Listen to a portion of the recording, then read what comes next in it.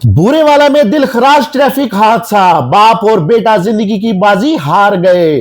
अफसोसनाक ट्रैफिक हादसे ने इलाके की फजा को सोगवार कर दिया।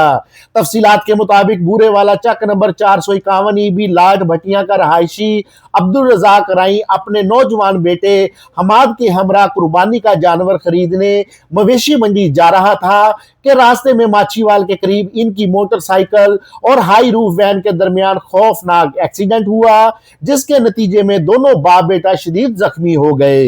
इतला मिलते ही रेस्क्यू एहलकार मौका पर पहुंचे और जख्मियों को इब्तदाई तिबी इमदाद फराहम करते हुए अस्पताल मुंतकिल किया। ताहम दोनों जख्मों की ताब ना लाते हुए जान की बाजी हार गए। जैसे ही दोनों की मैयतें घर पहुंची तो घर में कोहराम मच गया।